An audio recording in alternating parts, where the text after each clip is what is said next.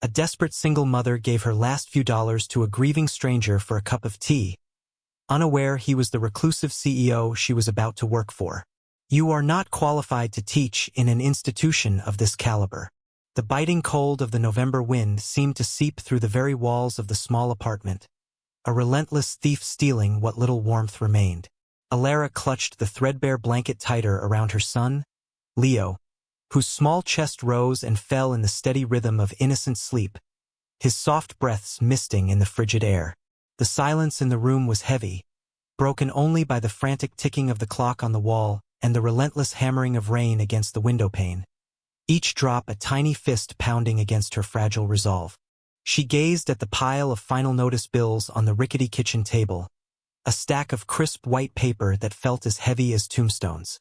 Her heart, a weary drum, thudded a slow, painful rhythm against her ribs. She was a musician, a pianist whose fingers once danced over ivory keys with a grace that could make angels weep, but life's harsh symphony had long since drowned out her own melody. Her husband, taken by a sudden illness 2 years prior, had left behind a legacy of love, but also a mountain of debt that she was slowly, painfully, trying to climb. She had been unjustly dismissed from her teaching position at a prestigious conservatory, a casualty of cruel office politics, and now she was left with nothing but her quiet dignity and a love for her son so profound it was a physical ache in her chest. A single sheet of paper, a receipt for a can of soup and a small loaf of bread, lay beside the bills, a stark reminder of how little they had. It was all she could afford. Hope was a flickering light, a candle flame threatening to be extinguished by the slightest draft of despair. Tomorrow she had an interview, a private tutor position for the daughter of some wealthy family. It was a long shot, a desperate prayer whispered into the uncaring night, but it was the only one she had left. She smoothed a stray curl from Leo's forehead, her touch as gentle as a whisper. For him, she would face any storm. For him, she would be unwavering. She had to be. The next day, the city was shrouded in a heavy fog, a gray blanket that mirrored the weight in Alara's soul. She had left Leo with her kind elderly neighbor, promising him a small treat if her interview went well, a promise that felt like a lead weight in her stomach. With an hour to spare before her appointment in the city's most affluent district, she walked through a small, manicured park to calm her trembling nerves. The air was damp and smelled of wet earth and decaying leaves. It was there she saw him, a man sitting on a solitary bench, his shoulders slumped in a posture of such utter defeat that it made her own sorrows feel momentarily distant. He was dressed in simple, dark clothing, but the fine cut of his coat, though rumpled, and the quality of his leather shoes, though scuffed, hinted at a world far removed from her own. But it was his face that made her stop. His features were sharp, handsome, but his eyes were hollow, haunted, gazing into a distance only he could see. He seemed oblivious to the biting cold that made her shiver, a statue carved from grief. He didn't know it yet, but this moment would change everything. As she watched, he clenched his fists, a shudder racking his body, and a small, silver object slipped from his loosened grasp, falling silently onto the damp grass. A locket. He didn't notice. Alara's first instinct was to walk away, to not intrude on such a private, sacred moment of pain. Her own problems were a storm raging inside her. She had no strength to spare for a stranger. But then she saw the raw, unspoken agony in his eyes, a look she recognized from the shattered reflection she saw in her own mirror every morning. It was the look of unbearable loss, her own inherent goodness, a steady, unwavering flame within her, overcame her hesitation. She walked over, her worn boots making no sound on the soft ground. She picked up the gleaming locket. "Excuse me," she said, her voice soft, barely a whisper. He didn't seem to hear her at first. "Sir." He finally turned, his gaze slowly focusing on her. His eyes were the color of a stormy sea. She held out the locket. "You dropped this." He stared at the object in her hand as if seeing a ghost. A sharp gasp escaped his lips. His hand, trembling slightly, reached out and took it from her. He clutched it to his chest, his knuckles white. "Thank you," he rasped, His voice cracked and raw. "I thank you." He looked so shattered, so utterly lost, that Alara felt a pang of profound empathy. She saw the small, steaming cart of a street vendor nearby selling hot drinks. In her pocket was a crumpled $5 bill. It was meant for Leo's treat and her bus fare home. It was nearly all she had. Without a second thought, she walked to the cart and bought a steaming cup of tea. She returned to the bench and held it out to him. "Here," she said gently. "It's cold out." He looked from the cup to her face, his expression one of stunned disbelief. No one had shown him such simple, unsolicited kindness in years. The world he inhabited was transactional, a place of contracts and calculated gestures. This was something else entirely. It was pure, sincere. He slowly took the cup, his cold fingers brushing against hers. The warmth of the paper cup seemed to travel up his arm, a small spark in the frozen landscape of his heart. I can't pay you," he mumbled, fumbling in his pockets. "I seem to have lost my wallet." "It's not for pay," she said with a small, sad smile. "Sometimes, a warm cup of tea is all one person can give another. Please, just drink it." He stared at her, truly seeing her for the first time. He saw the weariness in her pale face, the threadbare cuff of her coat, the quiet dignity in her unwavering eyes. She was offering him comfort from a well that was clearly almost dry. A profound, seismic shift occurred deep within him. His cynicism, a carefully constructed fortress built around his grief, began to splinter. He opened his mouth to say something, to ask her name, to thank her properly. But she simply nodded and turned to walk away, vanishing into the heavy fog as quietly as she had appeared. He was left alone on the bench, the warm tea in his hands and an undeniable sense of awe echoing in the sterile silence of his soul. He clutched the locket, the image of his late wife inside, and for the first time in a very long time, he felt a flicker of something other than pain. He felt intrigue. The address on the email was for a stately brownstone in the most exclusive part of the city, a fortress of old money and polished marble. When the ornate iron gate swung open, Alara felt a wave of intimidation so powerful it almost made her turn and run.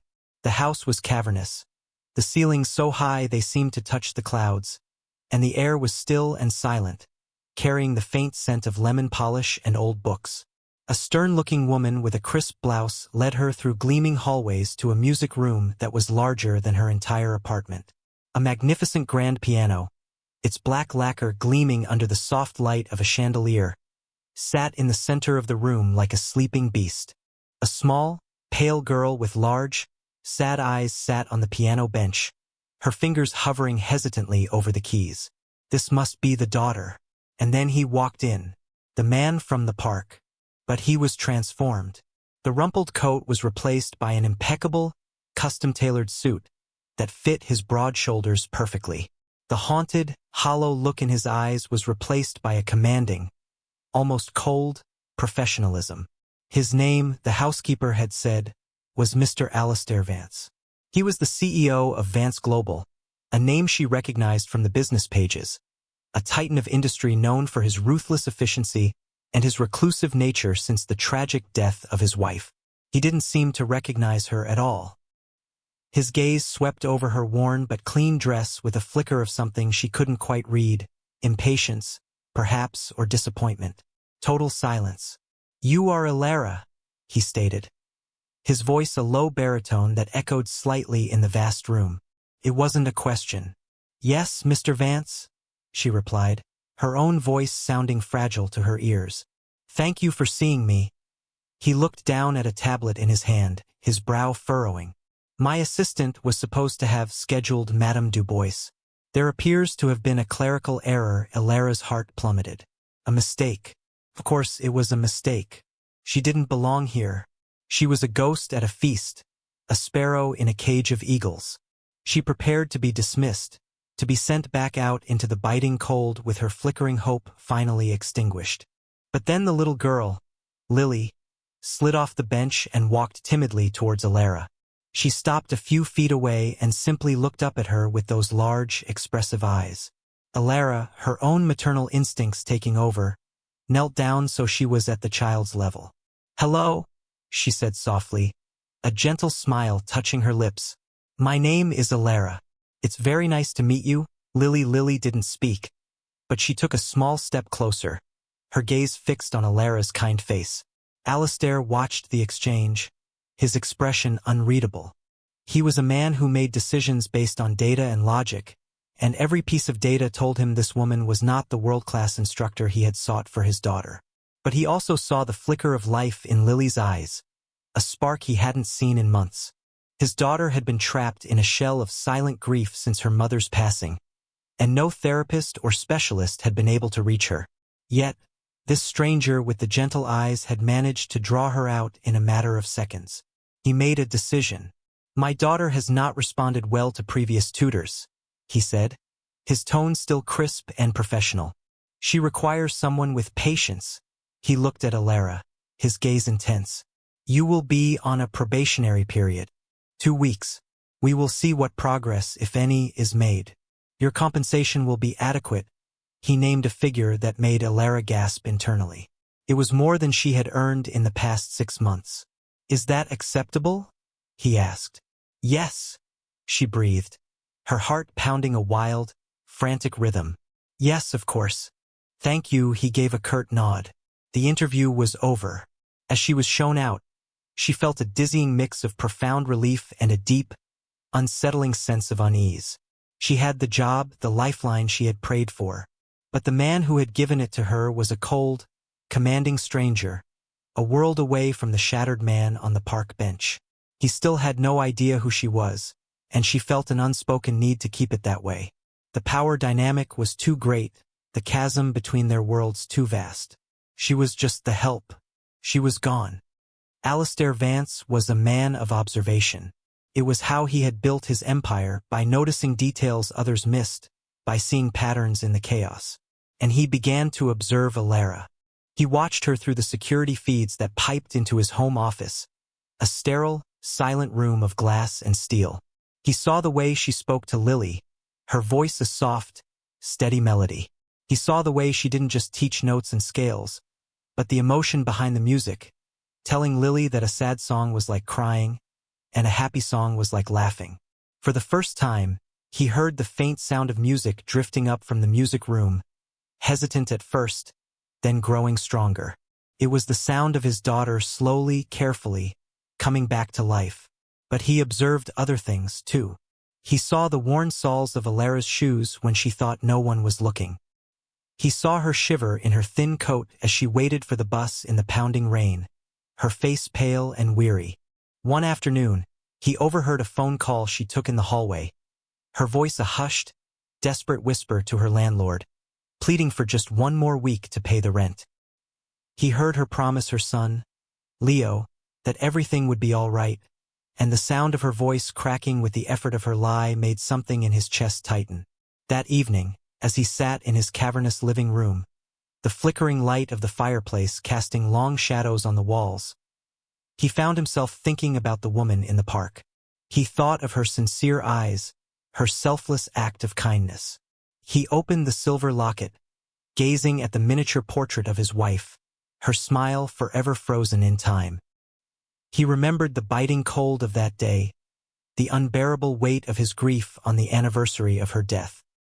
He had fled his empty mansion, seeking anonymity in the city, only to be consumed by his despair. And then she had appeared, a stranger. She had offered him a cup of tea, warmth, humanity. He looked at the security feed again, at Alara patiently guiding Lily's small hands over the piano keys, the worn cuff of her sleeve, the gentle curve of her smile. And then, like a lightning strike, it hit him. The same eyes, the same quiet dignity, the same gentle, unwavering presence. It was her. The realization was a seismic event, shattering the last of his carefully constructed emotional walls. This woman, his daughter's music teacher, the one he had almost dismissed for a more qualified candidate, was the same person who had shown him a moment of pure, unadulterated kindness when he was at his absolute lowest. A wave of shame washed over him, followed by a fierce, protective urge. She was struggling, desperately, while he lived in this polished prison of wealth. She had given to him from her nothing, while he had everything and had offered her only a probationary contract. He knew then that he couldn't simply reveal himself. The shame was too great, the power imbalance too profound. It would embarrass her, and it would change the pure, organic connection she was forging with his daughter. He had to help her, but he had to do it from the shadows. He would become her hidden savior. The next day, an envelope appeared under Alara's apartment door. Inside was a cashier's check for 3 months' rent, with a simple, typed note attached. From a friend who believes in second chances, Alara wept with a relief so cathartic it left her weak. A few days later, a large box was delivered. Inside were 2 new, thick winter coats, one for her, one for Leo, along with a gift card to the city's best grocery store. The note simply said, "To keep the warmth in." She had no idea where these gifts were coming from. She thought perhaps it was a mistake, or a charity she didn't remember applying for. The acts of kindness were so profound, so miraculous, that they felt like a dream. She didn't know that miles away, in a sleek, commanding office overlooking the city, a CEO was meticulously arranging these anonymous interventions. His heart, for the first time in years, filled not with grief, but with a renewed, undeniable purpose. He was repaying a debt, not of money, but of humanity. The lessons continued, and the bond between Alara and Lily deepened. The hesitant notes grew into confident melodies that filled the once sterile silence of the mansion. Lily began to speak more, to smile, even to laugh. A sound Alistair had feared he would never hear again. He found himself manufacturing excuses to be home during the lessons, to listen from the hallway, to catch a glimpse of the gentle woman who was healing his family. He saw her not as an employee, but as a beacon of light in his dark world. One Thursday afternoon, the heavens opened. A torrential downpour, accompanied by thunder that rattled the windows, turned the city streets into rivers. The bus lines were suspended, and Alara was stranded at the mansion. Alistair, watching the storm from his office window, felt a surge of something that felt dangerously like hope. "You must stay for dinner," he insisted, his tone leaving no room for argument, though it was softer than she had ever heard it. "It's not safe to travel." Alara, flustered, reluctantly agreed. After a simple meal, which they ate in the vast, formal dining room, Lily, exhausted from her lesson, fell asleep on the sofa. Alistair carried her upstairs to bed, and when he returned, he found Alara in the kitchen, washing their few dishes. The kitchen was the warmest, most intimate room in the house, filled with the amber hue of soft, under-cabinet lighting. The relentless hammering of the rain outside seemed to cocoon them in a private world. "You don't have to do that," he said quietly, standing in the doorway. "I know," she replied, not looking at him, "but I like to keep my hands busy." He walked over to the counter and began to dry the dishes she washed, their movements falling into a comfortable, unspoken rhythm. The silence deepened, but it was no longer awkward. It was tender. "The park," he said suddenly, his voice low. "The day of your interview. That was you." Alara froze, a plate slipping from her soapy fingers. He caught it deftly before it could hit the polished marble floor. She finally turned to look at him, her eyes wide with disbelief. "How did you know?" she whispered. "I'm observant," he said, a faint, sad smile on his lips. "It took me a while to put it together. I want to thank you, Alara, properly." He put the plate down and leaned against the counter, his gaze unwavering. "That day, it was the anniversary of my wife's death. I was not in a good place. I felt completely alone. And then a stranger showed me a kindness I thought no longer existed in the world. You had no reason to do it. You expected nothing in return." A single tear traced a path down his cheek, glistening in the soft light. "You have no idea what that cup of tea meant to me." A sob caught in Alara's throat. She saw him then, not as the commanding CEO, but as the grieving man on the bench, a fellow traveler on the lonely road of loss. The secret gifts, the anonymous checks, the new coats, it all made sense now. It was him. "My husband," she began, her voice cracking. "He passed away 2 years ago. I know that kind of quiet desperation. I know what it feels like to be so lost that the world loses all its color. I just saw someone who looked like they needed a little warmth.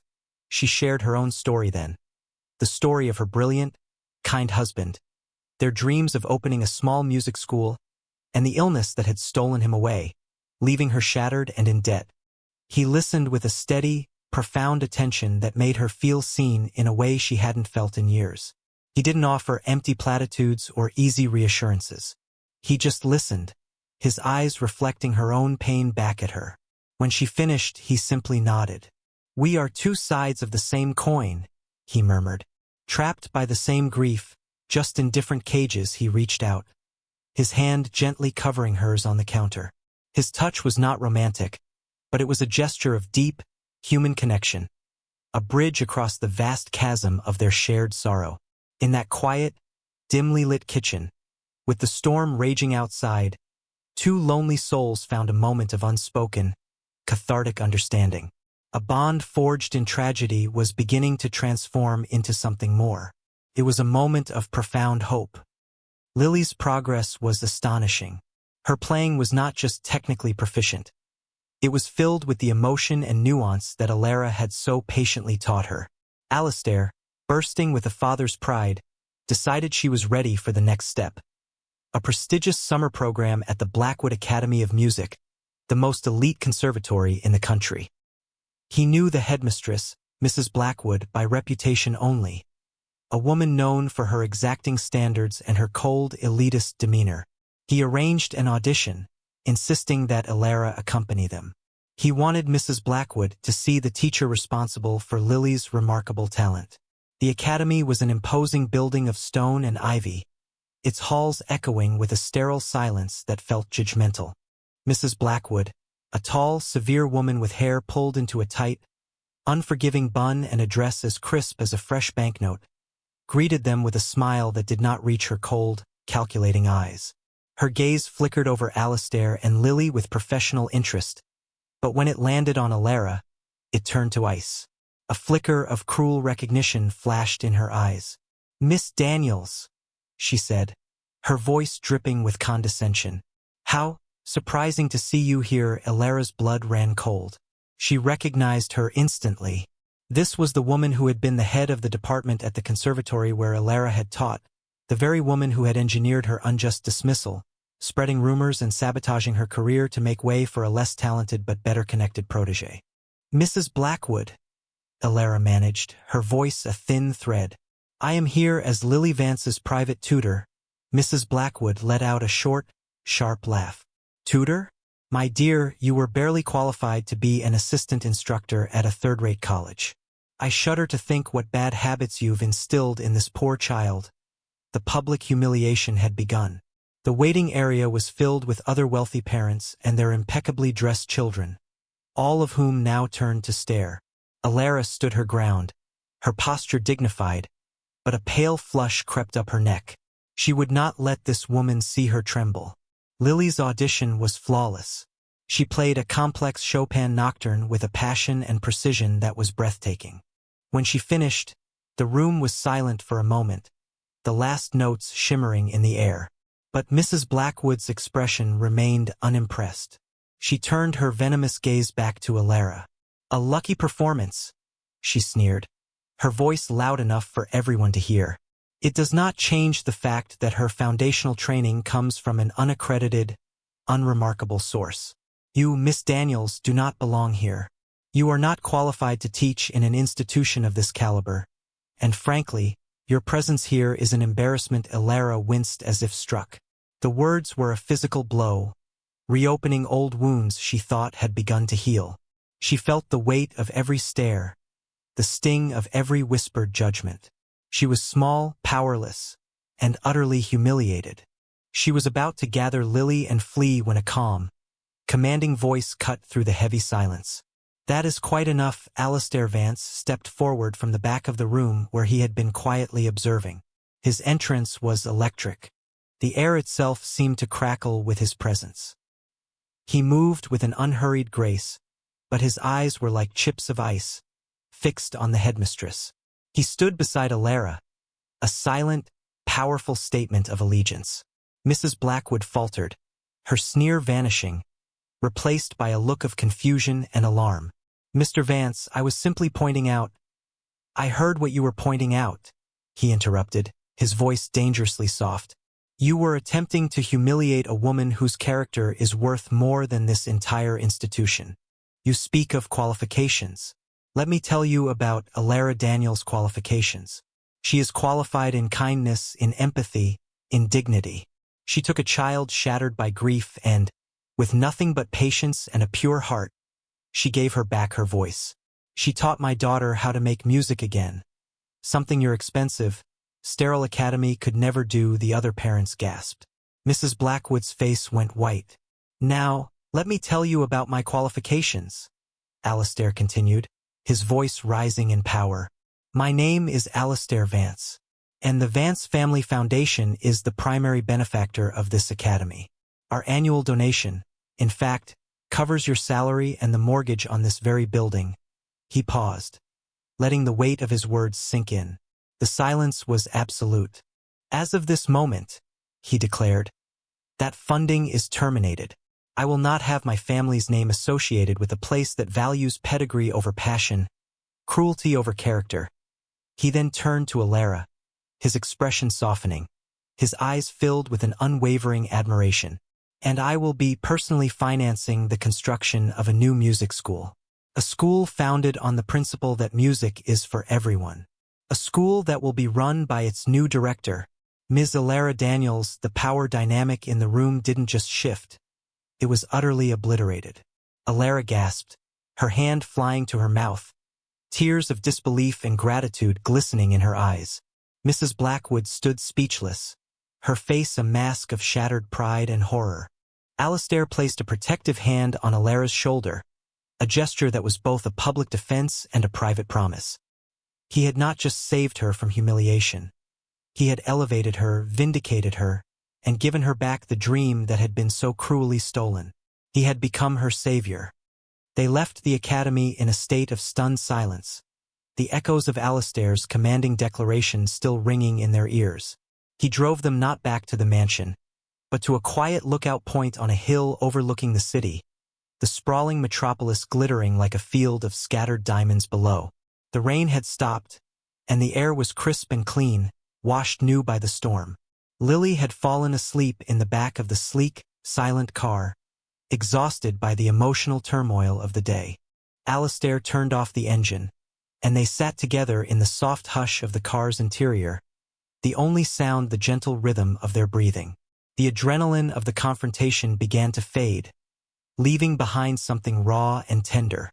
Alara finally found her voice, a fragile whisper in the quiet.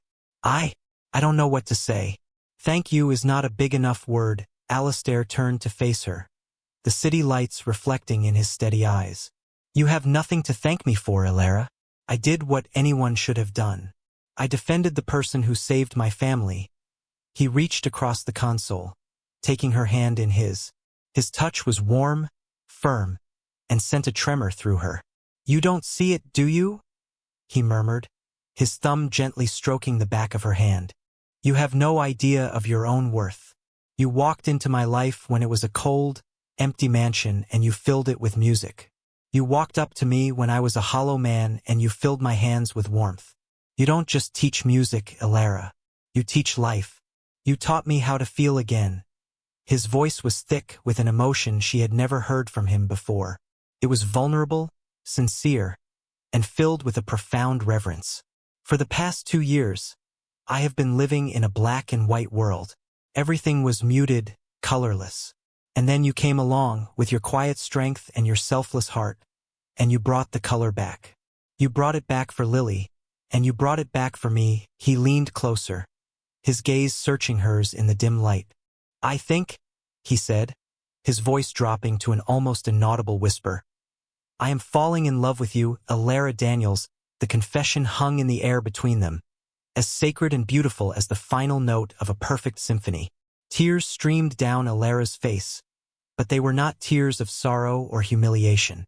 They were tears of cathartic release, of hope realized, of a heart that had been braced for impact for so long finally feeling safe enough to soften. She had spent years just surviving, fighting to keep her head above the relentless waves of hardship. She had forgotten what it felt like to be truly seen, to be cherished, to be loved. He brought her hand to his lips and pressed a gentle kiss to her knuckles. "Let me take care of you and Leo," he said, his voice unwavering. "Let us be a family. Let me spend the rest of my life trying to be worthy of the kindness you showed a stranger on a park bench." She could only nod, her throat too tight with emotion to speak. And then he closed the small distance between them. His kiss was not one of hungry passion, but of tender, undeniable love. It was a promise of safety, a vow of devotion, a beautiful resolution to a melody that had begun with a simple, selfless act. All the problems, all the debts, all the fears, they vanished in that single, profound moment. They were no longer two broken halves, but a whole new and beautiful song. They were home. 1 year later, the golden glow of the late afternoon sun streamed through the vast glass windows of the newly opened Vance and Daniels Academy of Music. The building was a masterpiece of modern architecture, warm wood and gleaming glass, designed to be welcoming and inspiring, the antithesis of the stuffy, intimidating halls of Blackwood. A soft hush fell over the packed auditorium as Alara stepped onto the stage. She was no longer the weary, fragile woman in a threadbare coat. She was radiant, dressed in a simple but elegant blue dress, her face glowing with a confidence and serenity that came from a place of deep, profound happiness. Her eyes scanned the crowd, landing on the front row. There sat Alistair, his gaze fixed on her, his face filled with an adoration so pure it was almost tangible. Beside him, Lily and Leo sat side by side, whispering and giggling like the brother and sister they had become. Leo, no longer a small, shivering boy, was healthy and bright, his laughter echoing in the beautiful new building. Lily, once a pale and silent child, was vibrant, her hand held firmly in Leo's. On Alara's left hand, a simple, elegant diamond ring shimmered under the stage lights, a constant, sparkling reminder of the promise Alistair had made to her on that hill overlooking the city. They were a family, forged not by blood, but by a bond of love and shared healing. "Welcome," Alara began, her voice clear and steady, carrying to every corner of the hall. "Welcome to a place where we believe that talent knows no pedigree, and that the heart of a musician is more important than the contents of their wallet. This school was built on a simple premise, the same one that changed my life. That a single act of kindness can create a symphony of change." She spoke of her vision for the school. A place of scholarships and outreach, a place where any child with a passion for music could find a home and a voice. As she spoke, Alistair felt a wave of emotion so powerful it took his breath away. He saw not just the woman he loved, but a leader, a visionary, a force of gentle, unwavering goodness.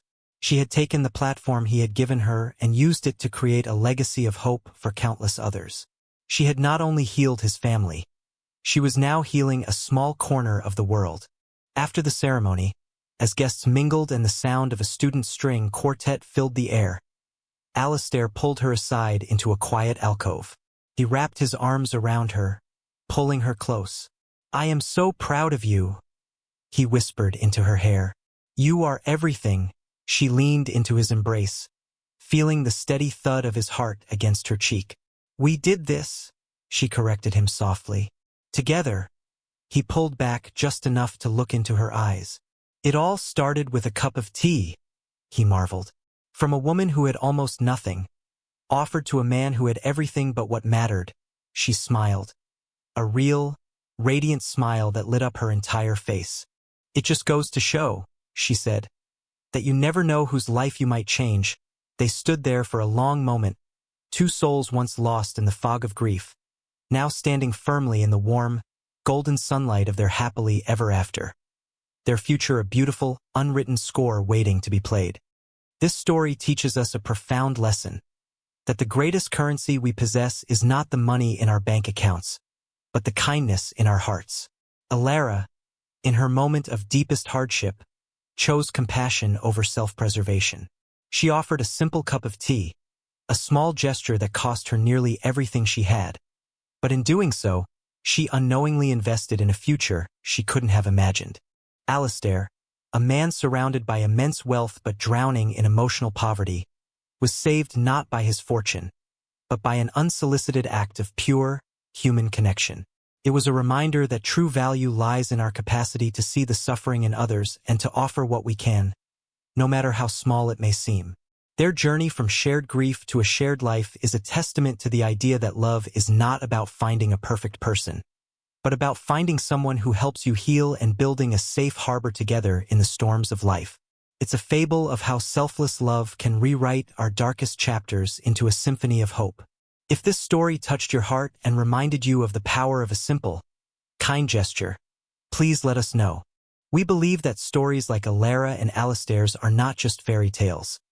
They are reminders of the goodness that exists within all of us, waiting for a chance to shine. In a world that can often feel cold and transactional, a little warmth can make all the difference. For more soul-stirring tales of love, redemption, and the incredible power of the human heart, be sure to like, share, and subscribe to Soulful Love Tales. Your support helps us continue to bring these inspiring stories to life.